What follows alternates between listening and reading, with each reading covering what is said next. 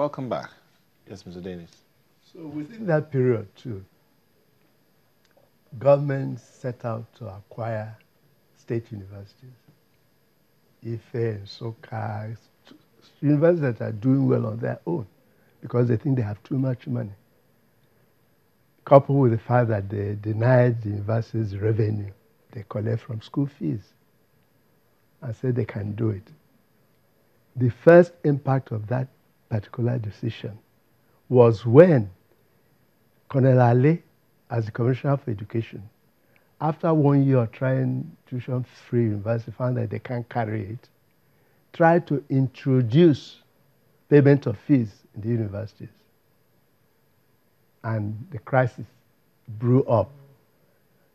The Ali must go saga.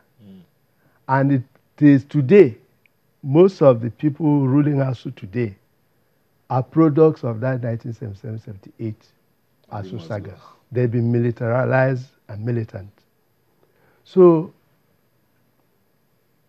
that's why I'm going through this history, to know that these are accumulation of bad planning in the past.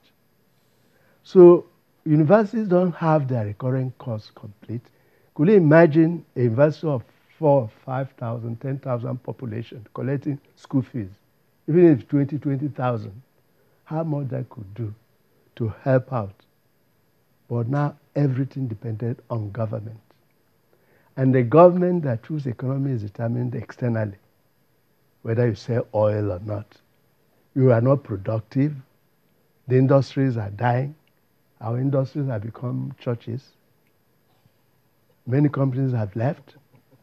And we still depend on how the oil money goes. And then we went and then combined the system with type of governance system we accepted that are money guzzling. Too many people running around in governance with no specific prescription or job prescription. So this is a problem. Now ASUU is on strike. It's affecting parents. It's affecting children who are about to enter the university system. They are hanging around with all the dangers. And their parents go to work in the morning. They don't know the kind of company they keep. The issues of drug, cultism, and all that. So it's not just us going on strike, but it's a question of a government will decide what sort of education do we want to give our children. If they decide that higher education is no longer relevant, let them look for an alternative.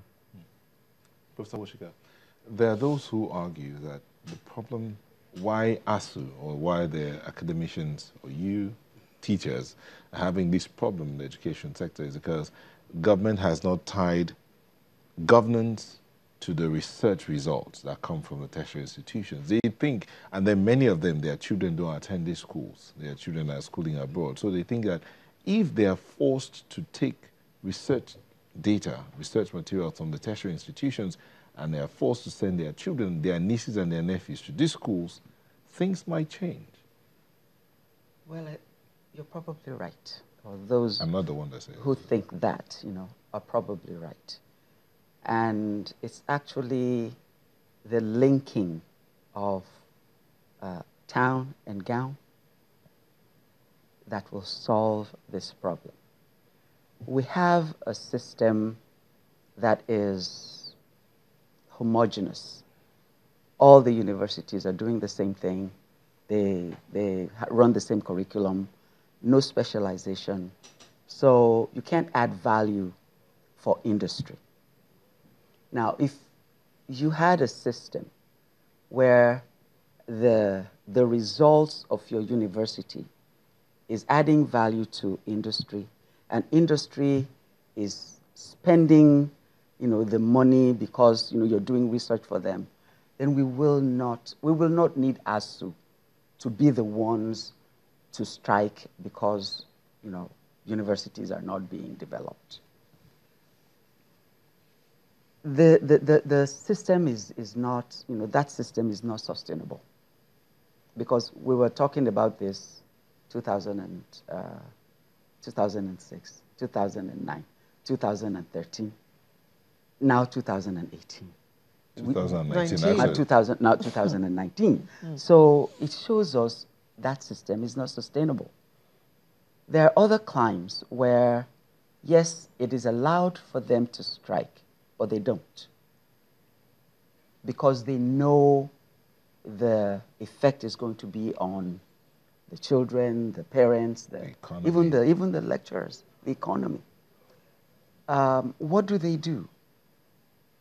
You get a lobbyist or a legal practitioner or somebody to act on your behalf.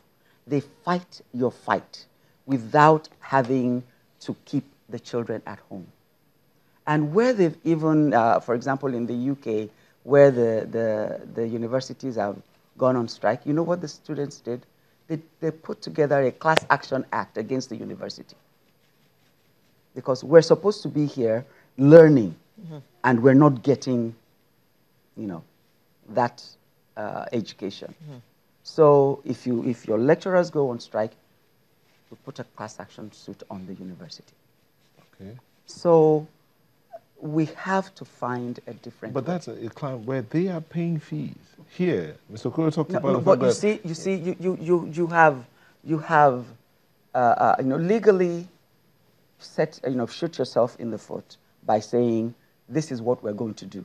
You don't have to pay fees, but we promise you an education. If you pay just 5,000, it's consideration.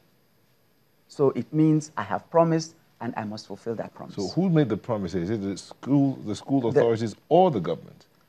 Well, if the government allows the schools to not charge fees, and they are ready to subsidize, then they have said, yes, we want to fund your education, and this is what we're going to do. And so if you renege on that, then the students can sue. So the business, again, I say this all the time. Teaching is an art. Education is a business. If we cannot make education profitable at this level, we're in for a very big surprise, because we're not going to go anywhere. The